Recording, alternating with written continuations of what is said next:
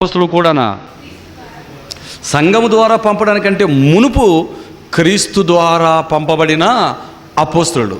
ఈ సంగతి చాలామందికి మొదటి శతాబ్ద కాలంలో తెలియకపోవడం వలన పౌలు గారిని అవమానించారు.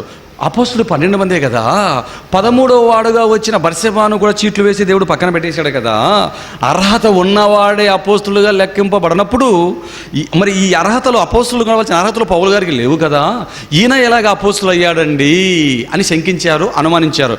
పిల్లారా, మరి ఇలా పౌలు గారిని అనుమానిస్తారన్న సంగతి దేవుడికి తెలుసా తెలీదా? అందుకే అపోస్తలులైన పౌలు గారికి దేవుడు ఏం చేశాడంటే, క్రీస్తు ప్రభుల వారు మిగతా 12 మందికి ఉన్నటువంటి ఒక అనుభవాన్ని, అర్హతని పౌలు గారికి ఇచ్చివేయడం జరిగింది. మరి ఎలా ఇచ్చాడు అంటే, క్రీస్తుతో మాట్లాడిన వాడే, క్రీస్తుతో ఉన్నవాడే ఉండాలి కదా. మరి ఈ అవకాశాన్ని పౌలు గారికి స్పెషల్గా క్రీస్తు ప్రభుల వారు ఇవ్వటం జరిగింది. ఏమండి, క్రీస్తు ప్రభుల వారు నాకు ఇచ్చాడని చెప్పి ఈయన మాత్రమే చెప్పుకున్నాడా? వాక్యం కూడా దానికి సాక్ష్యం ఇస్తోందా? వాక్యము సాక్ష్యం ఇస్తుంది. ఏమండి, పరిశుద్ధులైన లూకా గారు సాక్ష్యం ఇస్తున్నారు, రాసిన వ్యక్తిగా. రాయించిన దేవుడు సాక్ష్యం, పంపిన క్రీస్తు సాక్ష్యం, ప్రేరణ ఇచ్చి రాయించిన పరిశుద్ధాత్ముల సాక్ష్యం. అంతేకాదు, ఈ సాక్ష్యాలతో పాటు కొన్ని గుర్తులను, అపోస్తలులుగా ఎన్నుకొనబడిన వ్యక్తికి కొన్ని గుర్తులను, చిహ్నాలని దేవుడిచ్చి పంపడం జరిగింది. ఆ చిహ్నాలని సాక్షాత్తు అపోస్తలుల్లో స్తంభాలుగా ఎంచబడినటువంటి పేతురు, యోహాను, యాకోబులు కూడా కనుగొని తమ కుడి చేతినిచ్చి, మరి నాయనా నిజం నాయనా, దేవుడు యేసుక్రీస్తు నిన్ను పంపాడు నాయనా, నువ్వు నిజంగా మాలాంటి అపోస్తలువే, మాకంటే సామర్థ్యములు, అర్హతలు ఏది నీకు తక్కువ లేదు నాయనని వారే ఆమోదించారు. పిల్లారా, మీరు ఆలోచించండి. కాబట్టి పిల్లారా, మరి ఈ సంగతి అప్పుడున్న క్రైస్తవులు చాలామందికి తెలియకపోవటం వలన ఈయనలాగా అపోస్తలు అయ్యాడండి అని పౌలు గారిని అనుమానించారు. పిల్లారా, ఏమండి, ఇది పౌలు గారి వరకు వచ్చింది. అందుకే దీనికి ఒక చక్కటి వివరణను అపోస్తలులైన పౌలు గారు ఇచ్చారు. అంతకంటే ముందు మరి అపోస్తలుగా ఉన్న 12 మంది పౌలును అపోస్తలుగా స్వీకరించారా? మత్తి అని ఎలాగైతే చీట్ల ద్వారా స్వీకరించారో, ఏమండి, అర్హతను బట్టి మరి పౌలు గారిని అపోస్తలుగా ఈ అపోస్తలు స్వీకరించారంటారా? స్వీకరించారో లేదో తెలియజేసే ఒక మంచి మాటను గలతీయులకు రాసిన పత్రిక చూడండి నాన్న, 2వ అధ్యాయం. పౌలు గలతీయులకు రాసిన పత్రిక 2వ అధ్యాయం. అపోస్తలుడైన పౌలు తన అపోస్తలత్వం గురించి వివరణిస్తూ ఆ కాలంలో తనను సందేహించినటువంటి వారికి చెబుతూ, ఏమండి, 2వ అధ్యాయం 8వ వచనాన్ని చూడండి పిల్లారా. అపోస్తలుల అయిన పౌలు గారు రాసిన పత్రిక పౌలు గలతీయులకు రాసిన పత్రిక ఏనన్నా 2వ అధ్యాయం 8వ వచనం. అనగా ఏమండి, 7 నుంచి చదువుదాం. అయితే సున్నతి పొందిన వారికి బోధించుటకై సువార్త పేతురుకి ఎలాగో అప్పగింపబడినో, అలాగూ సున్నతి పొందిన వారికి బోధించుటకై నాకు అప్పగింపబడినని వారు చూచినప్పుడు, ఎవరు? అనగా సున్నతి పొందిన వారికి అపోస్తలునకు పేతురునకు సామర్థ్యం కలగజేసిన వాడే, అన్యజనులకు పేతురునకు సామర్థ్యం కలగజేసిన వాడే, అన్యజనులకు అపోస్తలునకు నాకును సామర్థ్యం కలగజేసినని వారు గ్రహించినప్పుడు, వారెవరు ఇంకా చెప్పలేదు, వారు గ్రహించినప్పుడు స్తంభములుగా ఎంచబడిన, ఇక్కడ చెప్తున్నారు వారెవరో, స్తంభములుగా ఎంచబడిన యాకోబు, కేఫా, అంటే పేతురు గారు అండోయ్, యాకోబు, కేఫా, యోహాను అనువారు నాకు అనుగ్రహింపబడిన కృపను కనుగొని మేము అన్యజనులకును తాను సున్నతి పొందిన వారికి అపోస్తలుగా ఉండవలని చెప్పి తమతో పాలివారమగుటకు సూచనగా నాకును బర్నబాకును కుడి చేతినిచ్చిరి. మేము బీదలను జ్ఞాపకం చేసుకున్న మాత్రమే వారు కోరిరి, అలాగు చేయట నేను ఆసక్తి కలిగి ఉంటిని అన్నాడు. చూడండి పిల్లరా, అంటే పౌలు గారు మరి అపోస్తలుడు అని ఎవరు గ్రహించారండి? ఎవరు గ్రహించారు? స్తంభములుగా ఎంచబడిన యాకోబు, పేతురు గారు, యోహాను గారు, 12 మంది స్తంభాలండి వీరు గ్రహించేశారు. ఏమండి, ఎలా గ్రహించారు వీరు? ఎలా గ్రహించారంటే, ఒక వ్యక్తి అపోస్తలుడైన తర్వాత వారికి దేవుడు కొన్ని గుర్తులను ఇచ్చాడు, కొన్ని పవర్స్ ఇచ్చాడు, కొన్ని చిహ్నాలను ఇచ్చాడు. ఇంతకు ఏంట్రా చిహ్నం? ఎవరినైనా స్వస్థపరచగలరు, అద్భుతాలు చేయగలరు, స్వస్థతలు చేయగలరు, సూచక్రియలు చేయగలరు. దీనికంటే మించి తమ హస్తాలని ఎవరి మీదైనా ఉంచినప్పుడు వారికి పరిశుద్ధాత్మ వరాలు ఇవ్వబడతాయి. వారి చేతులు వారి మీద ఉంచినప్పుడు పరిశుద్ధాత్మ కూడా వారి మీద కొమ్మరింపబడుతుందండి. మీరు 7వ అధ్యాయంలో ఫిలిప్పు సమరయ పట్టణానికి వెళ్ళి సువార్త చేసినప్పుడు అక్కడ అనేకులు మారిన తర్వాత మరి పేతురు గారిని, యోహాను గారిని పిలిపించి బాప్తీస్వాలు ఇప్పించినట్లుగా మనకు కనబడుతుంది. అప్పుడే వారు చేతులుంచగానే వారి మీదకి పరిశుద్ధాత్మ రావడం మనకు 7వ అధ్యాయంలో కనబడుతుంది.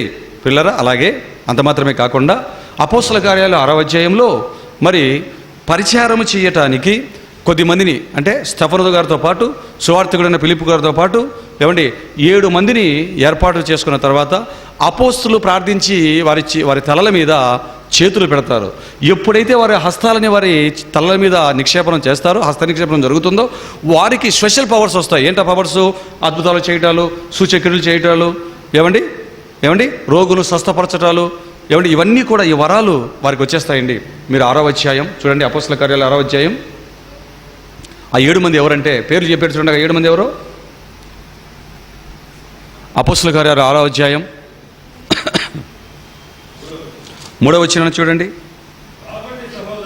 కాబట్టి సహోదరులారా, ఆత్మతోనూ జ్ఞానముతోనూ నిండుకొనిన మంచి పేరు పొందిన 7 మనుషులను మీలో ఏర్పరచుకునుడి. మేము వారిని ఈ పనికి నియమింతుము. అయితే మేము ప్రార్థన యందును వాక్య పరిచర్యందును ఎడతెగకిందుమని చెప్పిరి.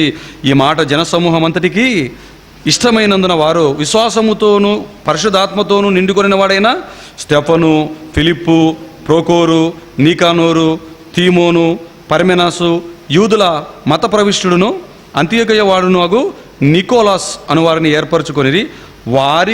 వారిని అపోస్తుల ఎదుట నిలబెట్టిరి. వీరు ప్రార్థన చేసి అపోస్తులు వారి మీద చేతులు ఉంచిరి అన్నాడు చూడండి. చేతులు ఉంచగానే పవర్స్ వచ్చేసాయి పిల్లారా. అంటే అపోస్తులకు ఉన్నటువంటి పవర్స్, దేవుడిచ్చిన పవర్స్ ఏంటంటే స్వస్థతలు, అద్భుతాలు, సూచక్రియలు, మహత్కార్యాలు చేయగలరు. అంతేకాదు, వారు చేతులు ఉంచితే పరిశుద్ధాత్ముడు వరం వచ్చేస్తుంది. వారు చేతులు ఉంచితే ఆ చేతులు ఉంచిన వ్యక్తులకి స్వస్థతలు, సూచక్రియలు, అద్భుతాలు చేయగలిగిన పరిశుద్ధాత్మ వరాలు వచ్చేస్తాయి పిల్లలు. ఇవి అపోస్తులకు మాత్రమే ఉన్నటువంటి ప్రత్యేకమైనటువంటి అర్హతలు, పవర్స్ పిల్లరా. ఇది 12 మందికి ఇచ్చాడు దేవుడు. మరి పౌలు గారు అపోస్తులు అయితే, ఈ 12 పాటు ఆయన కూడా సమాన అర్హత కలిగిన వాడైతే ఆయనకు కూడా ఏం రావాలి? ఈ పవర్స్ రావాలి. మరి ఈ పవర్స్, ఈ చిహ్నాలు ఆయనకు ఉన్నాయా? పౌలు గారికి ఈ చిహ్నాలు ఉన్నాయంటారా? చూడండి పిల్లలు ఒకసారి. మరి కొరింథీయులకు రాసిన 2వ పత్రిక, పౌలు కొరింథీయులకు రాసిన 2వ పత్రిక,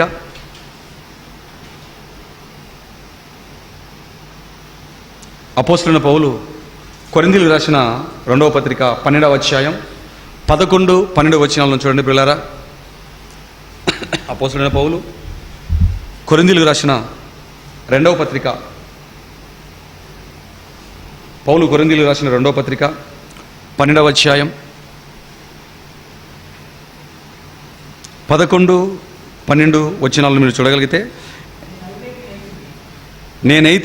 నేను అవివేకినైతిని, మీరే నన్ను బలవంతం చేసితిరి. నేను మీ చేత మెప్పు పొందవలసిన వాడను. ఎలయనగా నేను ఏమాత్రపు వాడను కాకపోయినను మిక్కిలి శ్రేష్ఠులైన ఈ అపోస్తుల కంటే నేను ఏ విషయంలోనూ తక్కువ వాడను కాను. ఏం చెప్తున్నాడండి? మిక్కిలి శ్రేష్ఠులు. అపోస్తలత్వం అనేది మిక్కిలి శ్రేష్టమైనదండి. మిక్కిలి శ్రేష్ఠులైన ఈ అపోస్తులు అంటే ఎవరిలో? ఆ 12 మంది. వీరికంటే నేను ఏ విషయంలోనూ తక్కువ వాడను కాను అన్నాడంటే, వారికి ఏ పవర్స్ అయితే ఉన్నాయో పౌలు గారికి ఆ పవర్స్ వచ్చి ఉండాలి. అందుకే చెప్తున్నాడు చూడండి. ఇంతకు ఏ విషయంలో తక్కువ వాడు కాదట, అన్నిట్లో తక్కువ వాడు కాదు అని చెబుతూ, సూచక క్రియలను, అద్భుతములను, మహత్కార్యములను చేయుట వలన అపోస్తులుని యొక్క చిహ్నములు, మీన్స్ గురుతులు, సింబల్స్ అంటాడు ఇంగ్లీష్లో. మీరు ఆలోచించిన పిల్లారా. సూచక క్రియలను, అద్భుతములను, మహత్కార్యములను చేయుట వలన అపోస్తులుని యొక్క చిహ్నములు పూర్ణమైన ఓర్మితో మీ మధ్యను నిజముగా కనపరచబడేను. మీరే చూశారు కదయ్యా నాకున్న పవర్స్ని. మీ మధ్య కనపరచబడ్డాయి కదా. మీ మధ్య సూచక్రియలు చేశాను, అద్భుతాలు చేశాను, మహత్కార్యాలు చేశాను కదా నేను. కళ్ళతో మీరే చూస్తున్నారు కదయ్యా. ఇవి ఒక అపోస్తులకు ఉండవలసిన చిహ్నాలు, గుర్తులు, సింబల్స్ ఆ 12 మందికి ఉన్నాయి, నాకు కూడా ఇవి ఉన్నాయి అని ధైర్యంగా గుండె మీద చేసుకొని చెప్పుకున్నాడండి పిల్లారా. మరొక మాట, రోమీలకు రాసిన పత్రిక, అపోస్తుల పౌలు రోమీలకు రాసిన పత్రిక 15వ అధ్యాయము 18వ వచనాన్ని కూడా మీరు చూడండి. పౌలు రోమీలకు రాసిన పత్రిక 15వ అధ్యాయం 18వ వచనమండి. పౌలు రోమీలకు రాసిన పత్రిక 15వ అధ్యాయం 18వ వచనంలో చెబుతూ, ఎలాగనగా అన్యజనులు విధేయులగునట్లు వాక్యము చేతను చెబుతున్నాడు. వాక్యము చేతను, క్రియల చేతను, గురుతుల బలము చేతను మహత్కార్యముల బలము చేతను పరిశుద్ధాత్మ బలము చేతను క్రీస్తు నా ద్వారా చేయించిన వాటిని గూర్చియే కానీ మరి దేని గూర్చి మాట్లాడా తెగింపను అన్నాడు. చూడండి, అంటే పౌలు గారికి ఏమేమి పవర్స్ వచ్చాయటండి? ఏమేమి వచ్చాయంటే అపోస్తులు అవడం ద్వారా వాక్యము చేతను, అంటే వాక్యం బాగా వచ్చింది, క్రియల చేతను, గురుతుల బలము, చిహ్నాలు, గురుతుల బలము చేతను, మహత్కార్యముల బలము చేతను, పరిశుద్ధాత్మ బలము చేతను క్రీస్తు నా ద్వారా చేయించిన వాటి గురించి అంటున్నాడు. చూడండి ప్రియులారా, అంటే అపోస్తులకు ఉండవలసిన పవర్స్ అన్నీ కూడా పౌలు గారికి నిస్సంకోచంగా ఉన్నాయన్న సంగతి వాక్యాన్ని బట్టి మనకు అర్థమవుతుంది. అంటే అందుకే లేశమాత్రమైనను నేను తక్కువ వాడను కాను, మిక్కిలి శ్రేష్ఠులని ఈ అపోస్తుల కంటే తక్కువ వాడను కాదు. ఇంకా ఏం చెప్తారో తెలుసా? కొరింథీయులకు రాసిన మొదటి పత్రిక 9వ అధ్యాయం చదివినట్లయితే ఏమండి, వారందరికంటే నేను ఎక్కువగా ప్రయాసపడ్డాను అంటాడు. ఇంకా బాగా మన బైబిల్ బట్టి ఆలోచిస్తే ఈ 12 మంది అపోస్తుల కంటే కూడా ఒక మెట్టు ఎక్కువే సూచక్రియలు, అద్భుతాలు, మరి మహత్కార్యాలు పౌలు గారు చేశారండి. పౌలు గారు వెళుతుంటే స్వస్థతలు ఎలా జరిగాయి? క్షమించండి, పేతురు గారు వెళ్ళిపోతుంటే స్వస్థతలు ఎలా జరిగాయండి? ఆయన నీడ పడితే స్వస్థతలు జరిగాయి, అగ్రగణ్యుడు కదా అపోస్తులలో. కానీ పౌలు గారు ద్వారా దేవుడు ఎలాంటి సూచక్రియలు, అద్భుతాలు చేయించాడండి? నీడ కాదు, ఇక ఆయనకు తీసుకెళ్ళి ఆయన ఒంటికి తగిలించిన చేతి గుడ్డలైనా ఏమైనా నడికట్లైనా రోగి దగ్గర తీసుకుని వెళ్ళి పెడితే లేచిపోతాడు. అంటే ఇప్పుడు పేతురు గారి వరం పనిచేయాలంటే, పేతురు గారి పవర్ పనిచేయాలంటే ఏముండాలి? నీడ పడాలి. నీడ పడాలంటే ఎండ ఉండాలి, అంతేనా? నీడ ఎండ ఉన్నప్పుడు నీడ పడితేనే రోగులు లేచిపోతారు. ఎండ పోయిందనుకోండి, నీడ పోయిందనుకోండి, ఆ రోగుల పరిస్థితి ఏంటి? మరలా సూర్యుడు వచ్చి ఎండ వచ్చేంతవరకు అలా నిరీక్షించాలి పిల్లరా. కానీ పౌలు గారు అలా కాదండోయ్, నీడ గిడ ఎండ గిండ చలి వర్షం ఏదీ లేదు, ఖర్చీపు తీసుకెళ్ళి ఒంటికి తగిలించి రోగి దగ్గర తీసుకెళ్ళి జగ్గు లేచిపోతాడు. నడికడ తీసుకెళ్ళి రోగుల దగ్గర పెడితే, ఇదిగో తిరుపతిలో పౌలు గారు ఉంటే తిరుపతిలో ఆయన దగ్గర ఖర్చీపు తగిలించి కలకత్తాలోకి వెళ్ళి రోగిలు గట్టి తగిలించేసామనుకోండి, రోగి ఏమైపోతాడు? అక్కడ స్వస్థపడిపోతాడు. అంటే పవర్ఫుల్గా ఉందో లేదో చెప్పండి పిల్లరా? పవర్ఫుల్గా ఉంది. వారందరికంటే ఎక్కువ సూచక్రియలు, అద్భుతాలు, సువార్త సేవ కూడా పౌలు గారి ద్వారా జరిగింది. ఎందుకంటే వారు సున్నతి పొందిన వారికి, యూదులకు, ఇశ్రాయేలీయులకి, ఈయన సున్నతి పొందిన వారికి, అన్ని జనులకి, దుర్మార్గులు, కఠినులు, చంపేవారు, వాక్యం అర్థం కానివారు, లేఖనాలు తెలియని వారు, ఏమండి ప్రపంచంలో అనేకులుగా ఉన్నవారికి మరి పౌలు గారిని అపోస్తులుగా దేవుడు నియమించాడు. పిల్లారా, ఎందుకు ఇదంతా చెబుతున్నానంటే, మరి 12 మందే కదండి అపోస్తులుడు. పౌలు గారు ఎలాగే అపోస్తులు అయ్యాడు, మేము కూడా అలాగే అపోస్తులమయ్యాము అని చెప్పుకుంటున్న అబద్ధికుల నోర్లు మోయించటానికి ఇదంతా మీ కళ్ళ ముందుకు తీసుకొని వచ్చాను. మరి ఒకవేళ పౌలు గారు లాగా నువ్వైతే ఏమండి, మరి ఇవన్నీ చేయి చూద్దాం. ఇలాగే నీ ఖర్చీపు, మీ ఆవిడకే పనిచేయదు నీ ఖర్చీపు, నీ పిల్లలకే పనిచేయదు ఖర్చీపు. ఏమండి ఖర్చీపులు పనిచేస్తాయి అనుకుంటున్నారా? ఆ ప్రవీణ్ అనేవాడు ఆ జిట్టగా ఆటో తోలుకున్న పొట్టివాడు ఖర్చీపులు అమ్ముతుంటాడండి. భార్యాభర్తలు బురుడి బాబా వేషాలు ఎత్తారు వీళ్ళు. ఇప్పటికే మరి న్యూస్ మీడియాకి ఎక్కేశారు వీళ్ళు. అన్నిలే ఎరగదీస్తున్నారు వీళ్ళని. అన్నిలే న్యూస్ మీడియాకి వెళ్ళి ఎక్కేసి క్రైస్తవ్యంలో ఏం జరుగుతుంది అని పెట్టేసి, ఏమండి ఇదిగో ఈ దుర్మార్గులందరూ తీసుకొని వచ్చారండి బురుడి బాబాల టైపులో. పిల్లరా, ఏం జరగవు. జరిగితే ఆ ఖర్చు వాళ్ళ ఆవిడ పొత్తికడ మీద పెట్టండి, బస్ అని ప్యాటర్న్ వెళ్ళిపోలే, వాళ్ళ ఆవిడకి వెళ్ళిపోతుంది. ఏంటి దుర్మార్గులు స్వెట్స్ పెడితే అడుగుతామని చెప్పి లోపల లెన్స్ చేసుకుంటారండి. ఆలోచించండి దేవుని పిల్లలారా. అంటే ఇలాగా మేము కూడా పౌలులాగే అపోస్తులమని చెప్పుకుంటారు కనుక, ఇదిగో పౌలు గారు అపోస్తులుడు అనడానికి రుజువులు ఏమున్నాయి? 1 పరిశుద్ధాత్ముడు, 2 క్రీస్తు ప్రభుల వారు, 3 తండ్రి అయిన దేవుడు, 4 వాక్యాన్ని రాసిన లూకా గారు, ఏమండి ఆ రోజు ఉన్నటువంటి ఇదిగో మిగతా 12 మంది అపోస్తులు కూడా ఉన్నారు. పేతురు గారే స్వయాన తమ కుడి చేతినిచ్చి ముగ్గురు, రానైనా, అవునైనా, నిజంగా నువ్వు అపోస్తులు నాయనని స్వీకరించేశారు పిల్లలు. ఎందుకంటే 2 జనాంగాలకి అపోస్తులు కావాలి. 1 సున్నతి పొందిన వారికి అపోస్తులు కావాలి, 2 సున్నతి పొందని వారికి అపోస్తులు కావాలి. సున్నతి పొందిన వారికి 12 మంది నియమించాడు దేవుడు, సున్నతి పొందని వారికి పౌలు గారిని నియమించాడు. ఇంకేమైనా పోస్ట్ ఖాళీగా ఉందా నిన్ను దూర్చడానికి? ఆ ముసుగు నువ్వు వేసుకోవడానికి పోస్టు ఖాళీగా ఉందా? ఉన్న 2 పోస్టులు ఫుల్ఫిల్ అయిపోయాయి. ఆ 12 మంది ద్వారా 12 పోస్టులు, ఈయన ద్వారా 1 పోస్టు ఫుల్ఫిల్ అయిపోయింది. పిల్లలారా, ఇదిగో పౌలు గారు అపోస్తులు అనడానికి ఎన్ని గుర్తులు, ఎన్ని చిహ్నాలు ఉండిపోయాయి, ఇందరి సాక్ష్యాలు ఉండిపోయాయి. మరి నువ్వు అపోస్తులు అనడానికి ఏ సాక్ష్యం ఉంది? క్రీస్తు కాలంలో పుట్టావా? ఇంకా పౌలు గారు అపోస్తులుగా క్రీస్తు ద్వారా చేయబడ్డానికి కారణం ఏంటి తెలుసా? గుర్తేంటి తెలుసా? దమస్కు అనే పట్టణానికి వెళుతున్నప్పుడు గుర్రం మీద నుంచి కింద పడిపోగానే అక్కడ ఎవరు కనిపించారు పౌలు గారికి? క్రీస్తు కనిపించారు. క్రీస్తు మాట్లాడారు. ఆలోచించిన పిల్లరా, ఆయనతో మాట్లాడినవాడు, ఆయనను చూసినవాడు, అన్యజనులకు అపోస్తులుగా ఉండవలసిన వాడు కనుక ఇదిగో ఈ అర్హతలు చిహ్నాలు పౌలు గారికి క్రీస్తు ప్రభువుల వారు పంపుతూ, వెలునైనా అన్యజనుల దగ్గరికి వెలునైనా క్రీస్తే ప్రత్యక్షమే మరలా పంపించేశాడండి పౌలు గారిని. పిల్లరా, మీరు ఆలోచించండి. ఇదంతా తెలియకపోవటం వలన ఈరోజు అపోస్తులము అనేవారు చాలామంది బయటకు వచ్చారు. పిల్లరా, తండ్రి ద్వారా పంపబడిన అపోస్తులు క్రీస్తు అని, క్రీస్తు ద్వారా పంపబడిన అపోస్తులు 12 మంది ప్లస్ అపోస్తులైన పౌలు గారు అని మీకు అర్థమైపోయింది. ఇకపోతే సంఘము ద్వారా పంపబడిన అపోస్తులు ఎంతమందిని మనకు కనబడ్డారు బైబిల్లో? 2. ఒకరు బర్నబా గారు, 2 అపోస్తులైన పౌలు గారు. ఆలోచించండి, తండ్రి ద్వారా పంపబడిన వారు యేసుక్రీస్తు వాళ్ళు ఒక్కరే. అపోస్తులు 12 మంది తండ్రి ద్వారా పంపబడిన వారు కాదు. 13 వాడైనటువంటి పౌలు గారు కూడా తండ్రి ద్వారా పంపబడిన అపోస్తులుడు కాదు, క్రీస్తు వారు. ఓకే, మరి క్రీస్తు ద్వారా పంపబడిన వారు వీరు 12 మంది, పౌలు గారు. ఓకే, అంతటితో అయిపోయింది. ఇప్పుడు సంఘం ద్వారా పంపబడిన వారు ఎంతమంది? 2, బర్నబా గారు, పౌలు గారు. ఓకేనా?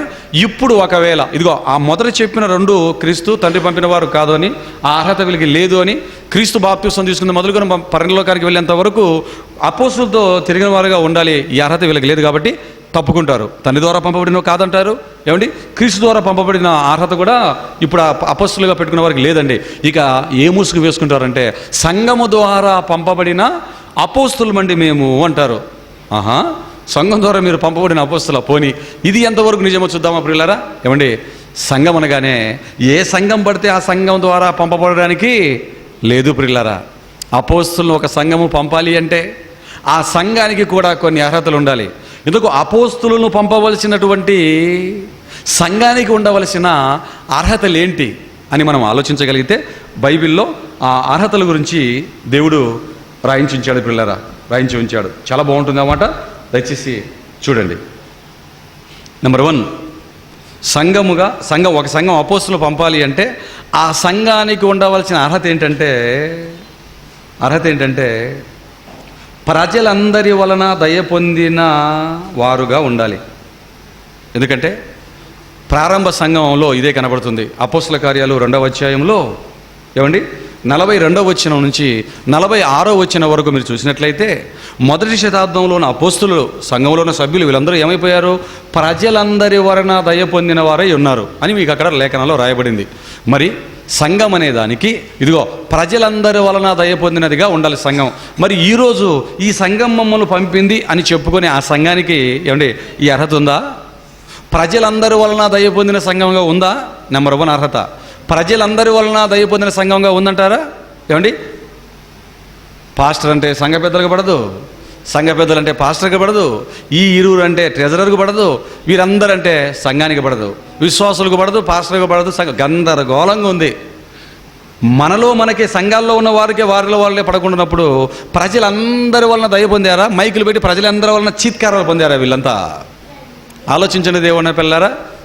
అపోస్తులను పంపవలసిన సంఘానికి ఉండవలసిన మొదటి అర్హత ఏంటంటే ప్రజలందరి వలన దయ పొందినదే ఉండాలి. నెంబర్ 2 సంఘం తమ చరచిరాస్తులను గుండె ఆగిపోతుంది చెప్పామంటే.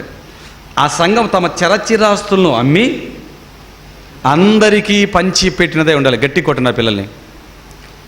సంఘం ఏమండి, ఆ సంఘం ఏం చేయాలండి? సంఘంలో ఉన్న వారందరూ కూడా తమ చరచిరాస్తులను అమ్మి సువార్త సేవకు ఖర్చు పెట్టిన వారు, ఇచ్చిన వారై ఉండాలి. ఏమండి, ఈ అర్హత అపోస్తులను పంపే సంఘానికి ఉండాలి. మరి ఈ అర్హత కలిగిన సంఘాన్ని ప్రపంచంలో, not only Andhra, not only India, మొత్తం వరల్డ్ వైడ్లో ఎక్కడైనా ఇలాంటి సంఘాన్ని, ఒక్క సంఘాన్ని చూపించగలరా? పోనీ మీరు ఎప్పుడైనా చూసారు ఎక్కడైనా? పోనీ విన్నారు ఏమండి ఈ సంఘం అండి చరచిరాస్తులు అమ్మేసి దేవుడికి ఇచ్చేశారండి అన్న సంఘాన్ని, ఒక్క సంఘాన్ని చూసారా? ఈ అర్హత ఉండాలి. ఇంకా బాగా చెప్పమంటారా? ఈ అర్హత మన సంఘానికి కూడా లేదు. తిరుపతిలో ఉన్న ఈ క్రైస్ట్ చర్చికి కూడా, క్రీస్తు సంఘానికి కూడా మనకు కూడా లేదండి. ఉందా? లేదు కదండి. ఎవరిచ్చారండి చరచిరాస్తులు అమ్మి మొత్తం దేవుడికి? ఒకరిద్దరు కాదు కదా, అందరు ఇవ్వాలంటే ఉందా ఈ అర్హత? మన సంఘానికి కూడా లేదు ప్రియులారా. అంటే అపోస్తులు పంపే అర్హత మనకు కూడా లేదు. నెంబర్ 3, ఇంకా సంఘం సత్యానికి స్తంభముగా ఉన్నదై ఉండాలి. సత్యానికి ఏమై ఉండాలి? స్తంభం. తిమోతి పత్రికలో చెప్తాడు కదా, ఈ సంఘము సత్యానికి స్తంభమును ఆధారమునై ఉన్నది అంటాడు ప్రియులారా. తిమోతికి రాసిన మొదటి పత్రికలో 1వ వచనంలో, 1వ అధ్యాయంలో పౌలు తిమోతికి రాసిన మొదటి పత్రికలో,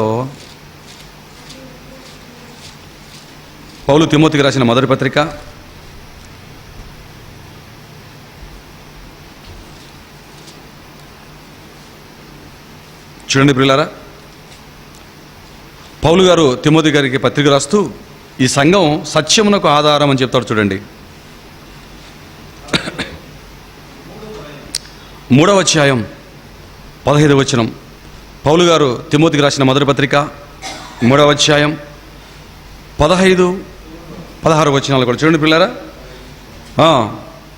అనగా జీవము గల దేవుని సంఘములో జనులు ఎలాగూ ప్రవర్తింపవలనో అది నీకు తెలియవలెనని ఈ సంగతులు నీకు రాయించున్నాను. ఆ సంఘము సత్యమునకు స్తంభమును ఆధారమునై ఉన్నది అన్నాడు. చూడంటే సంఘం అనేది సత్యానికి స్తంభముగా ఆధారముగా ఉండాలి. ఆలోచించండి పిల్లారా, మరి సత్యానికి స్తంభముగా ఆధారంగా ఉన్నాయా సంఘాలు ఈరోజు? అసలు సత్యం పక్షాన పోరాడే సంఘాలుగా ఉన్నాయా? ఎవరైనా వాక్యాన్ని తప్పంటున్నప్పుడు, క్రీస్తుని తప్పంటున్నప్పుడు, తండ్రిని కామెంట్ చేస్తున్నప్పుడు, క్రైస్తవులు తప్పంటున్నప్పుడు, సిద్ధాంతాలు తప్పంటున్నప్పుడు, తప్పుగా బోధిస్తున్నప్పుడు పోరాడే వాళ్ళు ఉన్నారా? ఒకవేళ అన్యజనుల్లో నుంచి ఎవరైనా తప్పంటే అంతో ఇంతో మాట్లాడతారేమో, కానీ క్రైస్తవుల్లో అబద్ధ బోధ చేస్తున్నప్పుడు ఇదిగో వీళ్ళు చేస్తున్నది అబద్ధ బోధ, ఇది తప్పు, దీన్ని నేను నిరూపిస్తాను, చర్చ ద్వారా, డిబేట్ ద్వారా ఎలాగైనా సరే దీన్ని నిరూపిస్తానని సత్యానికి స్తంభంగా ఉంటూ సత్యం పక్షాన పోరాడుతూ ఉన్న సంఘాలు ఎన్ని ఉన్నాయి చెప్పండి పిల్లారా. ఈరోజు ఒకడు తలకమాసిన వాడు ఏమైనా పెట్టాడు తెలుసా కామెంటు? ఆ పగడాల ప్రవీణ్ అనే వ్యక్తి దేవుడు త్రియేక దేవుడు అని తప్పుడు పుస్తకం రాస్తే దానికి నేను మరి డిబేట్ ఆహ్వానం పంపితే ఒక వ్యక్తి ఆ పేరు గుర్తులేదు నాకు కామెంట్ పెట్టి, మీ టైం ఎందుకు వృధా చేసుకుంటారు, ఇలా చేసే బదులు ఏదైనా మీ పని చూసుకోవచ్చుగా, సువార్త ప్రకటించవచ్చుగా అంటున్నాడంటే బుద్ధిహీనుడు. వాడు ఎంత సువార్త ప్రకటిస్తున్నామో, మన మీటింగ్స్ ఏంటో, మన సెమినార్లు ఏంటో, ఆదివారం మాట్లాడుతున్న టాపిక్స్ అని నెట్లో ఎలా మనం అప్లోడ్ చేసి సమాజానికి సువార్త ప్రకటిస్తున్నామో ఇదంతా వాడికి తెలియదు. వాడికి ఒక రాయి కింద పురుగు లాంటి వాళ్ళండి వీళ్ళందరూ కూడా. ఆలోచించండి ప్రియులారా, సువార్తను ప్రకటించడంలో సత్యానికి సంఘం స్తంభం అవ్వాలనే సంగతి వాడికి తెలియదు ప్రియులారా. సత్యాన్ని స్థాపించాలి, సత్యానికి స్తంభాలం అవ్వాలి ప్రియులారా. మరి ఇటువంటి సంఘం ఎక్కడైనా మీరు కనబడుతుందా? ప్రజలందరి వలన దయ పొంది చలస్థిరాస్తులు సంఘంలో ఉన్న వారందరూ కూడా ఇచ్చిన వారే సత్యానికి స్తంభముగా ఉండాలి.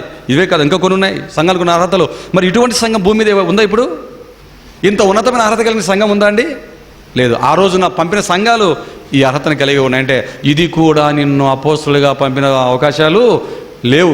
ఎందుకంటే అసలు అపోస్తుల అవసరత కూడా నేటి కాలంలో లేదు ప్రియులారా. ప్రవక్తల అవసరత, అపోస్తుల అవసరత ఈ కాలంలో లేదు ప్రియులారా. అంటే ఈ పాటనంతా కూడా మనం ఆలోచిస్తున్నప్పుడు, అంతా కూడా మనం మనసు పెట్టి చూస్తున్నప్పుడు మనకు అర్థమవుతున్నది ఏంటంటే అపోస్తులు అనేవారు మొదటి శతాబ్ద కాలంలోనే ఉన్నారు తప్ప తర్వాత లేరు. బైబిల్ సంపూర్ణమైపోయిన తర్వాత అపోస్తుల అవసరత సంఘానికి లేదు అని 66 పుస్తకాల నుంచి మనకు ఈజీగా అర్థమవుతుంది. తండ్రి ద్వారా పంపబడిన అపోస్తులకు అర్హత లేదు, క్రీస్తుకు తప్ప ఎవరికి లేదు. క్రీస్తు పంపిన అపోస్తులు ఇదిగో క్రీస్తు బాప్తిసం తీసుకుంది మొదలుగా ఆయన మన ఆరోహణం అయిపోయేంత వరకు ఉండాలి. అది ఈ కాలంలో ఎవరికి పొరపాటు కూడా ఉండే అవకాశం లేదు. ఒకవేళ సంఘం ద్వారా పంపబడిన అపోస్తులం అంటారా? ఆ కాలంలో ఇద్దరినే పంపారు. ఈ అర్హతలన్నీ ఉన్న సంఘమే ఇద్దరిని పంపింది తప్ప ఇద్దరినే ఎందుకు పంపాలి? ఇంకొక 5 ఉన్నారు కదా, ఆ పైన ఉన్నారు కదా కొందరు, వారందరినీ పంపచ్చు కదా. సువార్త సేవ ఎక్కువ అవుతుంది. అప్పట్లో తక్కువ ఉన్నారు కదండి పనిచేసేవాళ్ళు, ప్రపంచమంతా సువార్త వెళ్ళాలి కదండి. ఇద్దరిని ఎందుకు పంపించింది?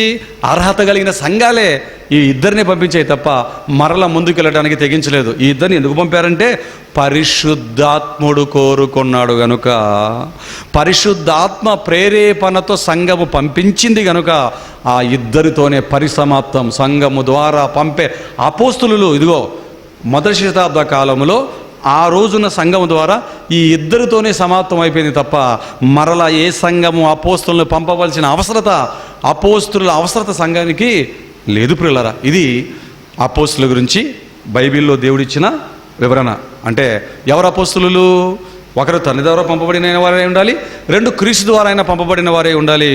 అంటే ఇప్పటికి 2000 సంవత్సరాల ఆయుష్ కలిగిన వ్యక్తి ఉండాలి. ఒకవేళ ఇప్పుడు అపోస్తులను ఎవరైనా అంటే 3 సంఘము ద్వారా పంపబడిన వారు 2 మాత్రమే. మిగతా సంఖ్య పెరగటానికే లేదు ప్రియులారా.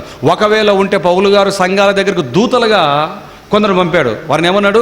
వీరు సంఘానికి దూతలు అని చెప్పి కింద పుట్టినట్లో అపోస్తులు అన్నాడు. సంఘం ద్వారా ఆ ఇద్దరిని పంపితే తర్వాత పౌలు గారు మరొక 2 3 ఇలాంటి వారిని పంపించాడు. అది కూడా బైబిల్ సంపూర్ణంగా కానప్పుడు, 27 పుస్తకాలు కొత్త నిబంధన రానప్పుడు మాత్రమే అవసరత ఉండింది.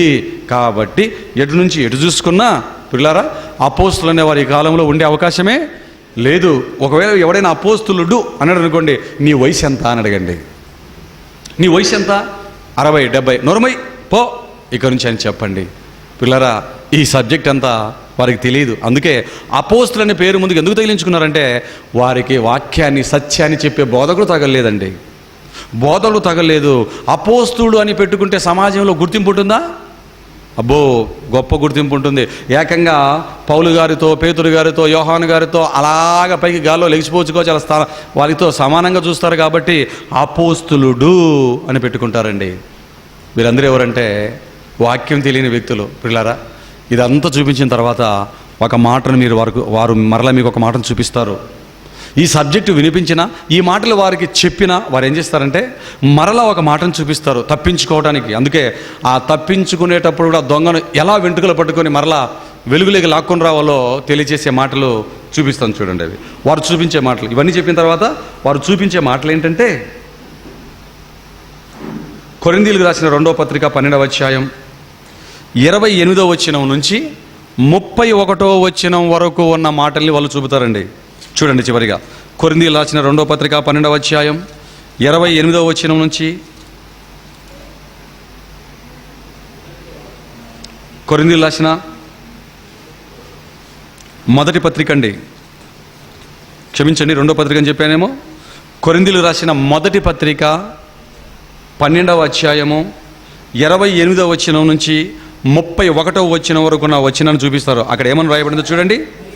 మరియు దేవుడు సంఘములో మొదట కొందరిని అపోస్తులులను గాను, పిమ్మట కొందరిని ప్రవక్తలను గాను, పిమ్మట కొందరిని బోధకులు గాను, అటు పిమ్మట కొందరిని అద్భుతములు చేయవారిని గాను, తర్వాత కొందరిని స్వస్థపరచు కృపాబలములు గలవారిని గాను, కొందరిని ఉపకారములు చేయవారిని గాను, కొందరిని ప్రభుత్వములు చేయవారిని గాను, కొందరిని నానా భాషలో మాట్లాడువారిని గాను నియమించెను అని దేవుడే చెప్పాడు కదండి. ఇక్కడ అంటే సంఘంలో ఎవరెవరు ఉంటారని చెప్తున్నాడు దేవుడు. ఇక్కడ ప్రవక్తలు ఉంటారు, మొదట అపోస్తులు ఉంటారు, ప్రవక్తలు ఉంటారు, బోధకులు ఉంటారు, స్వస్థపరిచేవారు ఉంటారు, అద్భుతాలు చేసేవారు ఉంటారు.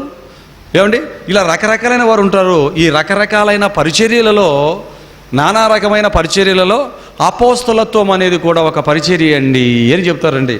పిల్లారా, ఏమండి, ఇది చదవగానే, ఇది చూపించగానే మీరు కూడా వాక్యం తెలియని వ్యక్తులు ఏమనుకుంటారంటే, అవునే, నిజమేనే, ఉన్నదే.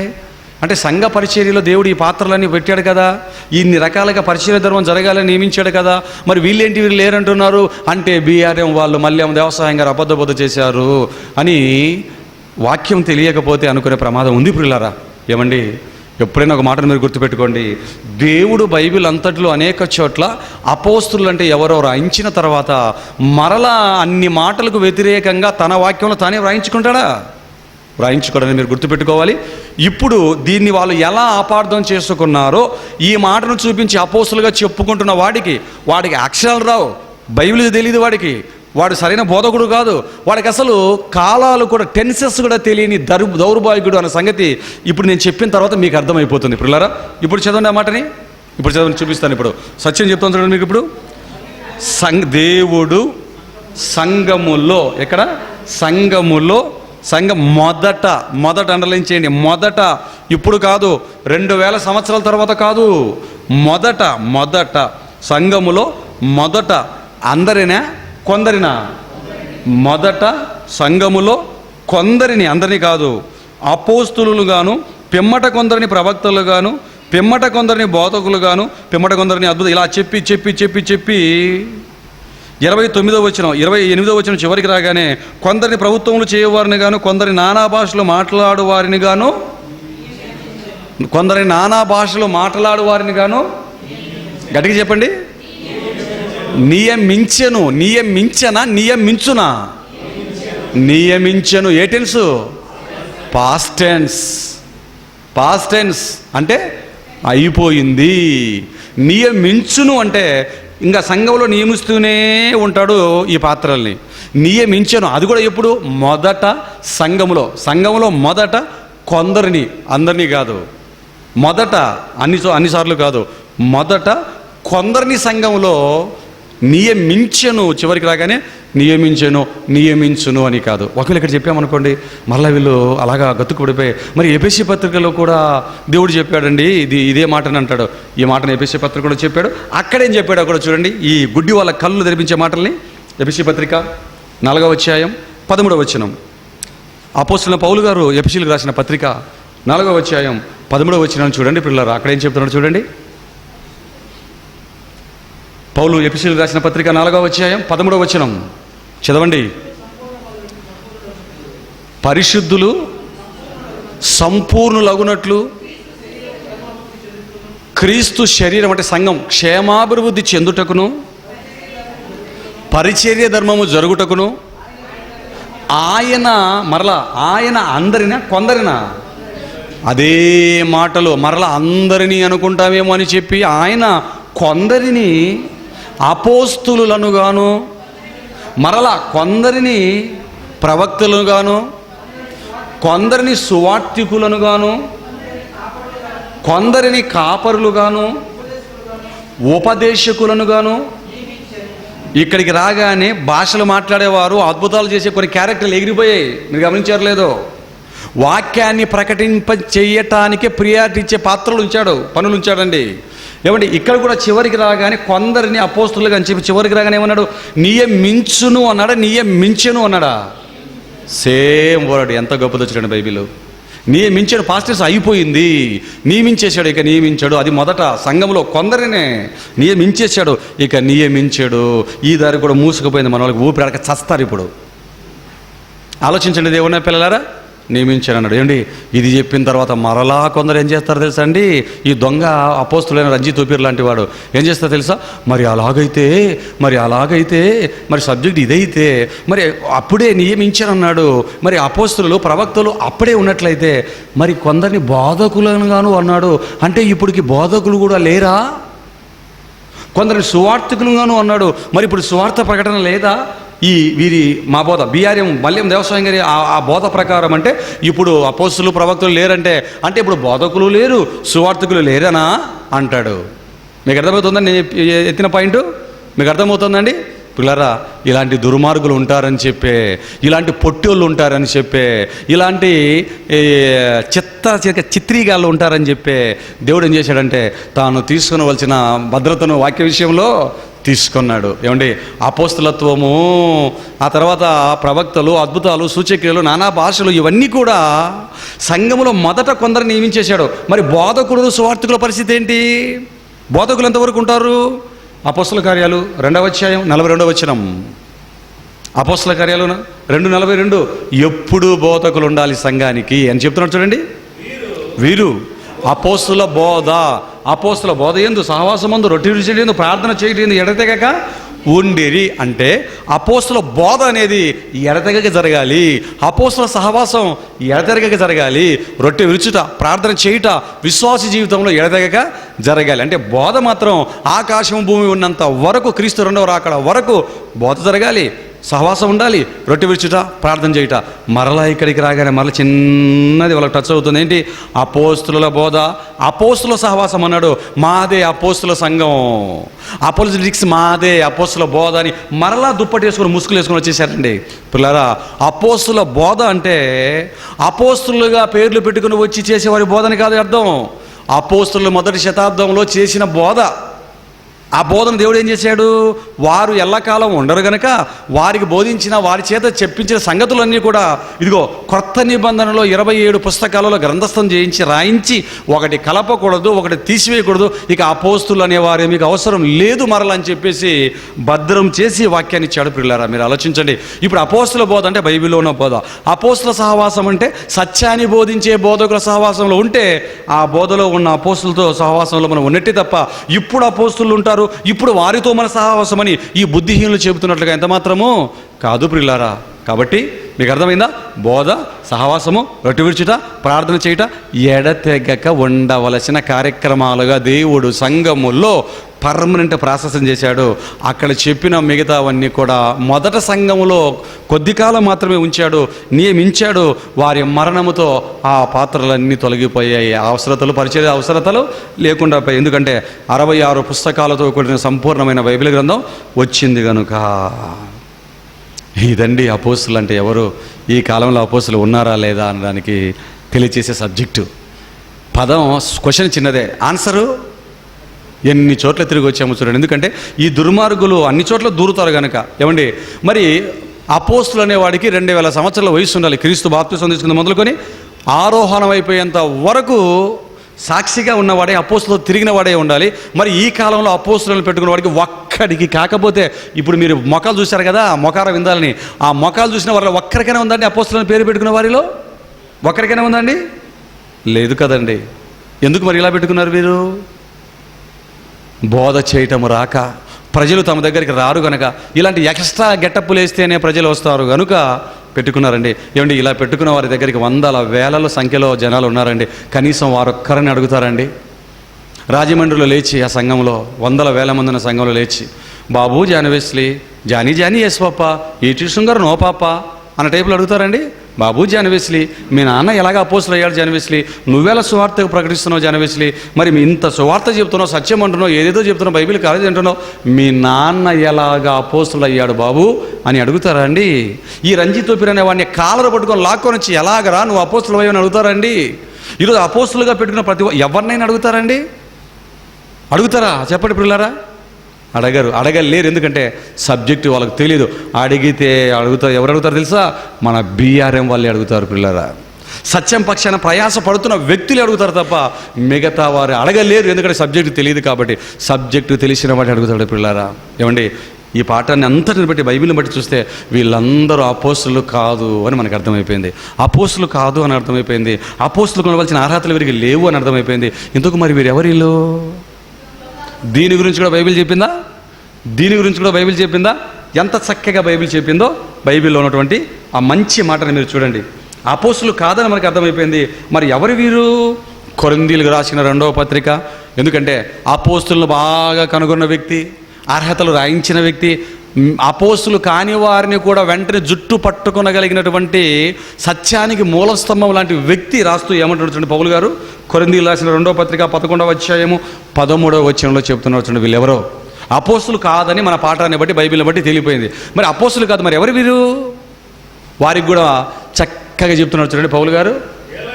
ఎలయనగా అటివారు క్రీస్తు యేసు యొక్క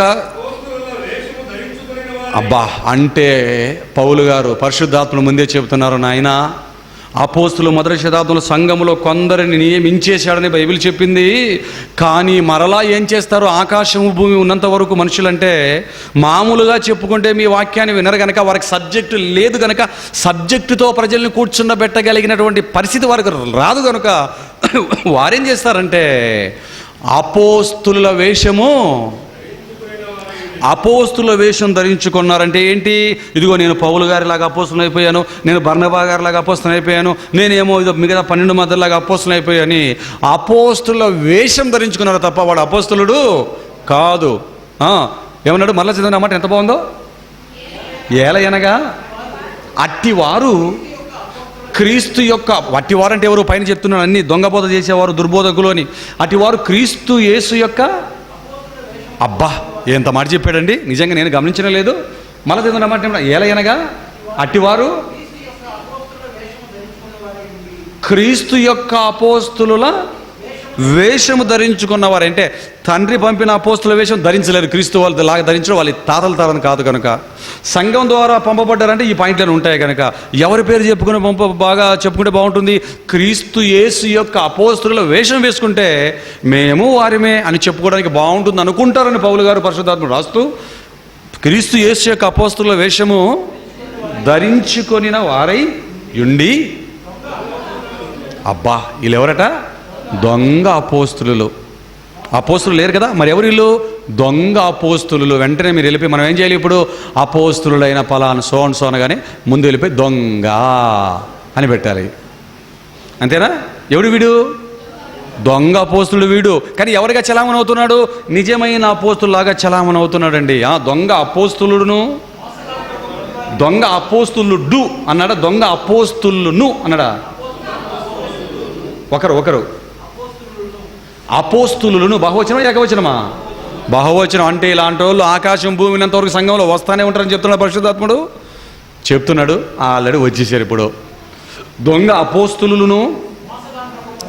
అంతేకాదు, ఇలాంటి దుర్మార్గులు మోసగారులైన పనివారు మోసం చేస్తారు, నీ కాని కొట్టేస్తాడు, నీ ఆత్మ నరకానికి పంపుతాడు. మోసగారిన పనివారునే ఉన్నారు. ఇది ఆశ్చర్యం కాదు. ఇంతకు ఈ ధైర్యం ఎక్కడి నుంచి వచ్చింది వీళ్ళకి? అపోస్తుల వేషం కట్టాలనే ధైర్యం, ఈ గెటప్ వేసుకోవాలనే ధైర్యం ఎక్కడి నుంచి వచ్చింది వీళ్ళకి? వాళ్ళ నాన్న వాళ్ళకి ఇచ్చాడు. ఎందుకు? వారి నాన్న ఎవరు? సాతాను. సాతాను తానే వెలుగుదూత వేషము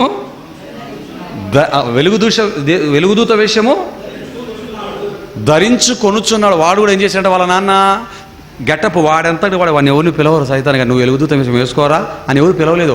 వాడంతా వాడు ఏం చేశాడట? వెలుగుదూత వేషము వేసుకున్నాడు. వీడెందుకు వెలుగుదూత వేషం కట్టాడు? అక్కడ యేసుక్రీస్తు నేను లోకానికి వెలుగును అన్నాడు. అంతేనా?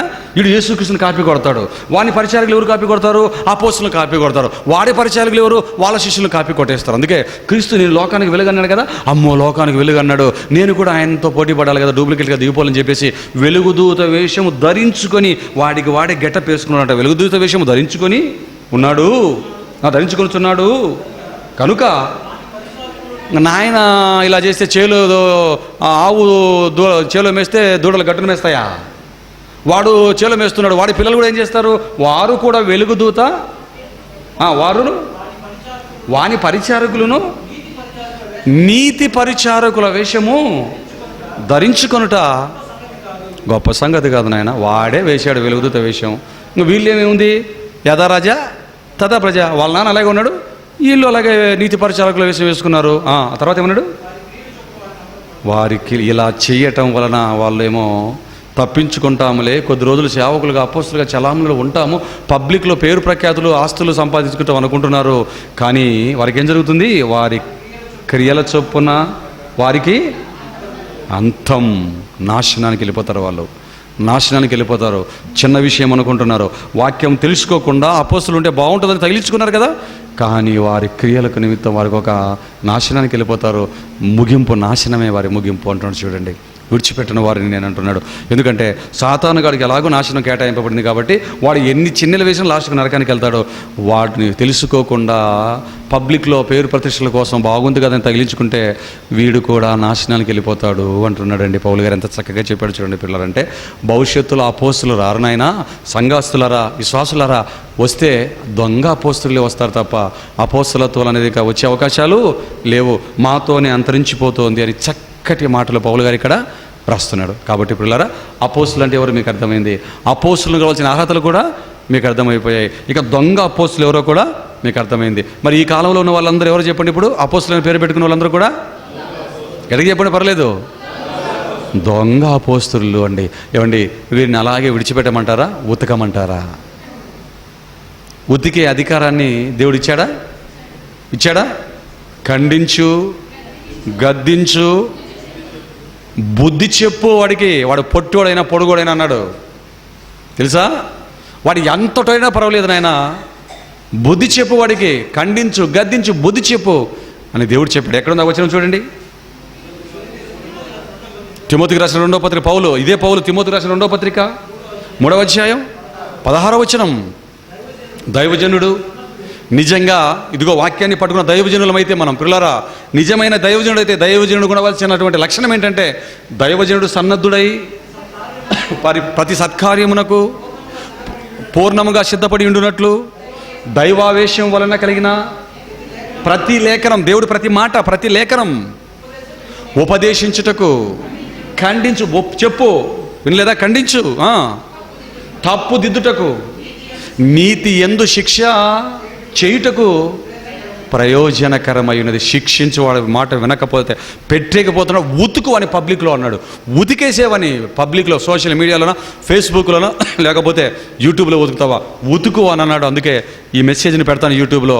దీని కాదు అనగలిగిన వాడు ప్రపంచవ్యాప్తంగా, వాడు ఇంగ్లీషోడైనా, డచ్చోడైనా, ఫ్రెంచోడైనా, తెలుగోడైనా, లేకపోతే హిందీ వాడైనా, అటు ఇటు కానివాడైనా, పిల్లరా వాడు ఎవడైనా పర్వాలేదు, నేను మల్యమ దేవసహాయం నేను ఇదిగో BRM ద్వారా బైబిల్ వాక్యాన్ని బట్టి క్రీస్తు పక్షాన, క్రీస్తు నామంలో స్థిరపరుస్తున్నటువంటి ఈ సత్యాన్ని కాదు అనగలేని వాళ్ళు ఎవరైనా ఉన్నట్లయితే ప్రపంచవ్యాప్తంగా ఈ అంశం మీద మాట్లాడడానికి ఎప్పుడైనా సంవత్సరంలో 365 రోజులు పగళ్ళు, 365 రాత్రులు కూడా రావచ్చు. మరి మా ఫోన్ నెంబరు ఇదిగో ఈ వీడియోలో లాస్ట్లో అప్లోడ్ చేస్తాం, పెడతాం, దానికి ఫోన్ నెంబర్ కూడా ఇస్తాం. దయచేసి ఎవరైనా మాట్లాడాలి అనుకుంటే ప్రపంచవ్యాప్తంగా ఎవరైనా రావచ్చు. ఒకవేళ అపోస్తులుగా మీ బోధకుడు ముందుకు రాలేకపోతే అతని పక్షాన ఒకవేళ శిష్యుడిగా నువ్వు దిగుతావా, దిగు. చిన్న వ్యక్తి నుంచి పెద్ద వ్యక్తి వరకు ఎవరితోనైనా మాట్లాడడానికి బీఆర్ఎం తరపున మేము సిద్ధంగా ఉన్నామని చెప్పి క్రీస్తు పక్షాన సంసిద్ధతను తెలియజేసుకుంటూ పిల్లరా మరి ఈ పాఠాన్ని ముగిస్తున్నామండి. మరి ప్రార్థన చేసుకున్నామా? ఈ బుద్ధిహీనులకు గడ్డి పెట్టే పాఠాన్ని ఇంతతో ముగించుకున్నామా? మహోపకారమైన కన్న తండ్రి, మహత్తు గల మాటలను ఎంత చక్కగా మీరు రాయించారు తండ్రి. ఎక్కడే కానీ నైనా చిన్న తేడా కూడా లేకుండా చెప్పిన ప్రతి మాట శక్తివంతంగా, అర్థవంతంగా, స్పష్టంగా, సత్యాన్ని తేటతెల్లం చేసి స్థాపించగలిగిన శక్తి గలదిగా మీరు రాయించాడు తండ్రి. ఇంత సత్యవాక్యాన్ని ఇచ్చినందులకై మా శిరస్సులు ఉంచి మీ పరిశుద్ధ పాదాలకు కృతజ్ఞతాస్తుతులు చెల్లించుకొనొచ్చు. మా ప్రయాస వ్యర్థము కాకుండా నైనా ఇదిగో నైనా అపోస్తులుగా పేరు పెట్టుకున్న ఈ దొంగ అపోస్తులు వారు మారరు తండ్రి. ఏదేదో మాట్లాడతారు తండ్రి నోటికి వచ్చినట్లుగా. వారి కోసం ఈ సబ్జెక్టు చెప్పలేదు తండ్రి. ఇదిగో వారి మాటలు విని మోసపోతున్న అమాయకులైన మీ పిల్లలు క్రైస్తవులను దృష్టిలో పెట్టుకొని కొద్దిమందినైనా నాయన అగ్నిలో నుంచి లాగినట్లు లాగాలి సత్యాన్ని చెప్పన్న ఆలోచనతో ఈ మాటలు చెప్పాం తండ్రి. ఇదిగో క్లాసులో కూర్చొని విన్న పిల్లలు వాక్యంలో స్థిరపడటానికి, సత్యాన్ని అనేక చోట్ల ప్రకటించి స్థాపించడానికి శక్తినివ్వండి.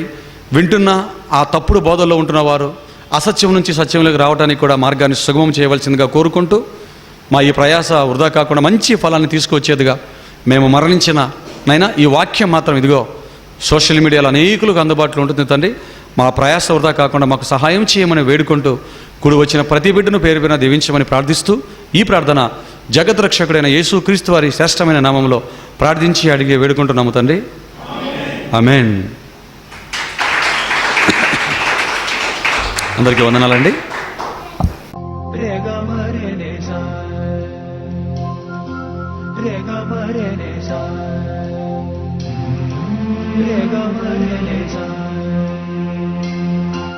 Rega mare